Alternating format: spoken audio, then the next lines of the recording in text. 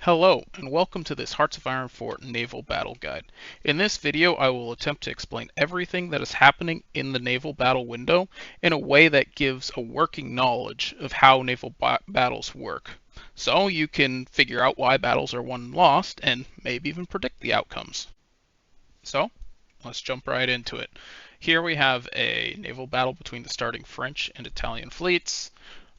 Here at the top, you can see the terrain. You can see the different modifiers for the different naval terrain types. There's deep oceans, which battleships and heavy ships do better in. There's fjords and archipelagos that screens do better, and ocean is kind of the generic. Here you can also see the effects of weather and also nighttime when it is nighttime, and you can see them there by hovering your cursor over the terrain there. Off to the side, we have the Admirals. Attack is what you'd expect. It just amplifies your damage. Simple enough. Defense is not so simple. Defense increases armor and also reduces the damage you take. So defense is much more important than attack, actually, on generals. Next, we have the maneuvering skill of the Admirals. That affects fleet speed while retreating and positioning. Retreat speed modifiers are displayed as a flat daily retreat progress and are additive, not multiplicative. On average, it takes about 2 to 3 days for ships to escape in normal circumstances, so my rule of thumb is to multiply the retreat speed bonuses in game by 2 to have a better understanding of the actual percentage effects a retreat speed modifier grants. Automatic retreat decisions are based on both the aggression and the repair priority settings of the fleet. The aggression setting controls how outmatched your fleet has to be in order for them to automatically retreat, and the repair priority will make the fleet retreat if the fleet has taken enough damage that it wants to go back to port to repair. Clicking this button in the middle will manually force all your ships to retreat, but you cannot retreat in the first 8 hours of battle. And now on to positioning. Positioning is the stat shown underneath the flag on the screen here. And when positioning drops below 100%, your fleet suffers penalties to attack, anti-air, screening, and sub-visibility. At 0% positioning, your fleet has minus 50% attack, so it is important to keep track of. The largest and most common cause of poor positioning is having a significantly larger fleet than the enemy, but there are many other small factors that affect positioning that I won't dive into here. And last but not least, coordination. Coordination is essentially the non-combat stat for admirals. Coordination gives a lot of small bonuses outside of combat for things like spotting speed and mission efficiency, but it has no effect on the combat itself that I know of. Below that, you have the traits of the admirals. It's pretty self-explanatory there. You just hover over them and it tells you what they have. Now, below that, we have the lines of battle. The front line here is what we call screening ships. These are smaller and faster ships that protect your more expensive ships from torpedoes and light attack. This protection grants screening bonus to the capital line, which you can see here at max effect. It is 40% hit chance, 20% retreat speed, and another 20% convoy speed while retreating. In order to get full screening efficiency, you need 3 screening ships per capital or carrier that are behind them. Now onto the battle line. This is where all of your capital ships are. Their primary job is to deal damage. They have the bonus hit chance from screening in front of them, but they also provide screening for the capital line. So here you can see they do grant bonuses to sortie efficiency and retreat speed, and it only requires 1 capital ship to screen for 1 carrier. And now we have the carrier group. This is obviously where your carriers are. This will be where convoys and support ships will be. Now down below we have the submarine wolf pack section. We have up here in line with the screens, these are revealed submarines that can be targeted by depth charges. All of the subs back behind the carrier group area, those cannot be damaged at all. And now to explain what these bars above the ships mean. The orange bar is strength, how much health the ships have. The green bars is how much organization they have. Ships, when they run out of organization, have 50% less hit chance. So the green bar, generally speaking, just tells you how much damage the ship is doing. Carriers, when they run out of organization, deal no damage. They don't sortie at all.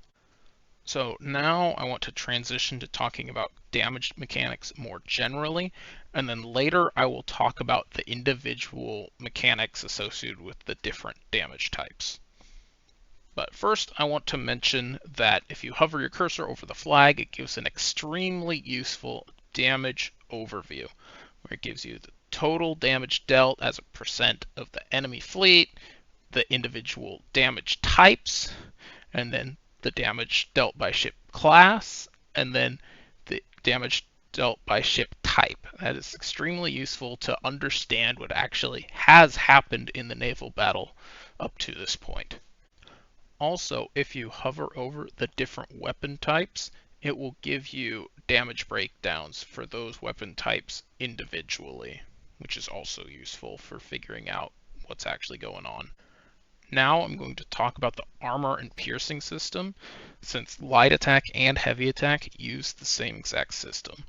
So if you hover your cursor over the light guns or heavy guns, it will give you the different piercing thresholds and then the percent critical chance you get from those different thresholds.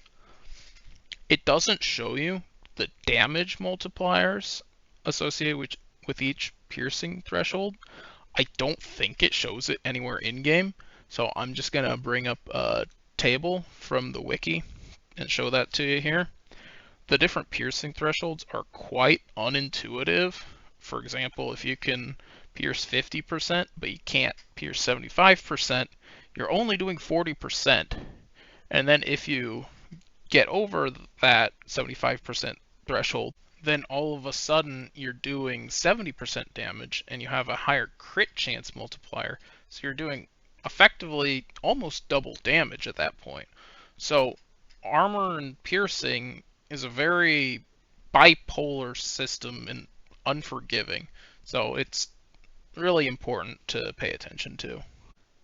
Another mechanic that is shared between damage types is the hit chance calculation. Light, heavy, and torpedo attack all use the same system, but each damage type has a different base hit chance. That hit chance is affected by the targeted ship's speed and visibility. Each 1% increase in speed translates to about 1% lower chance to be hit, and every 1% visibility reduction translates to an almost 2% lower chance to being hit. So reducing your ship's visibility is almost twice as important as speed in the hit chance calculation. Now that I've talked about the general damage mechanics, I will go through and talk about each individual damage type. Let's start with light attack. Light attack has the highest hit chance with about 2 times higher hit chance than heavy attack, but lacks piercing to effectively deal damage to armored targets. Light attack can only hit the most forward line of battle that has ships, so if there is only one screening ship left, all light attack will be fired at that ship and no light attack will be fired at the capital line until that last screening ship is dead or out of the battle. Heavy attack has about half the hit chance as light attack, like I mentioned, but has higher piercing to deal more damage to armored targets. Heavy attack can attack any ship in the 2 closest lines of battle that have ships in them, but prioritizes hitting capital ships 10 times more than screens. Now, torpedoes are a bit more complicated. Torpedoes also want to target capital ships 10 times more than screens, similar to heavy attack, but the targeting weight of the capitals and carriers gets reduced by the screening efficiency. In practical terms, this means that due to the 10x weight of capitals over screens, when screening drops below 70%, more than 50% of torpedoes will be fired at the capital line instead of the screening line. And at 50% screening, over 75% of torpedoes will be fired at the capital line. Don't get caught off guard when your capitals die to torpedoes when you still have more than 50% screening efficiency, because the screening value is deceptive and more torpedoes are getting through. Also, torpedoes only fire every 4 hours instead of every hour with light and heavy attack, and they also have about 2.5 times lower hit chance as heavy attack. So when you compare the torpedo attack number to light or heavy attack, you can kind of just divide it by 10 to get the relative comparison of the damage threat posed by torpedoes compared to light attack or heavy attack. Now I'm going to skip anti-air for a second and go to depth charges. Depth charges can only hit revealed subs. Their hit chance is affected by the sub's visibility even when revealed, so lower visibility subs are harder to hit with depth charges. Now back to fleet AA.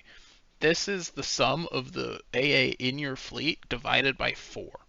The fleet AA decreases incoming naval strike damage by up to 75% when you have about 2,300 air attack in your fleet, which shows up as 575 fleet AA in the naval battle screen.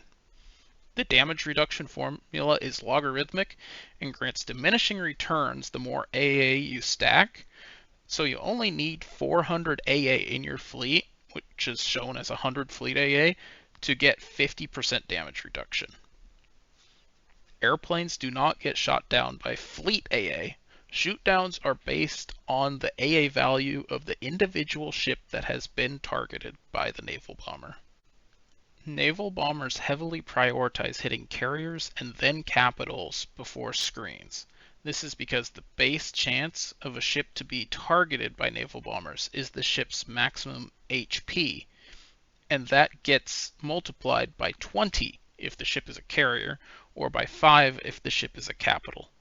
Naval bombers do not care about the visibility or speed of their target, so they are good at hitting difficult to hit ships like destroyers and subs when they do target them. Naval bombers also are 5 times more likely to hit ships with no AA compared to ships with 5 or more anti-air. So make sure you have at least 5 anti-air on your most valuable ships when facing naval bombers to reduce their chances of being targeted. Now I will talk about carrier aircraft specifically and finish up the video. Naval bombers from carriers in the combat do 10 times more damage than bombers coming from outside the battle. This does not mean they do damage 10 times faster though. Carriers only have 50% sortie efficiency base, and they only sortie planes during the day unless you have carrier night penalty reductions. There is also a limit to the number of carrier bombers in a battle, which is based on the enemy fleet size. For reference, the starting US fleet can be engaged by about 400 carrier bombers before getting sortie penalties. The actual calculation for this number is overly complicated, and I won't dive into it here. Land-based naval bombers start with a similar restriction, but the number allowed into the battle grows massively the longer the battle lasts. And now I will finish by talking about fighters. Carrier air combat has 5 times more combat losses than normal land-based air battles, and airplanes sortying from carriers inside the battle are also better at disrupting carrier bombers than planes in normal land-based combat. So one carrier fighter can disrupt about 2 to 3 naval bombers from my experience. So it is worthwhile to have some on your carriers when facing enemy carrier naval bombers. Also, as a side note, naval bombers with air attack do still engage and disrupt enemy aircraft while attacking enemy ships. So adding air attack to naval bombers can be very useful. And with that, I want to thank you for watching. I hope I helped you to understand naval battles better, so that way you're able to win more battles and build better fleets. Also, the better this video does, the more likely I am to make more in the future. So, shameless plug, insert here. Anyways, thanks for watching. Catch you next time.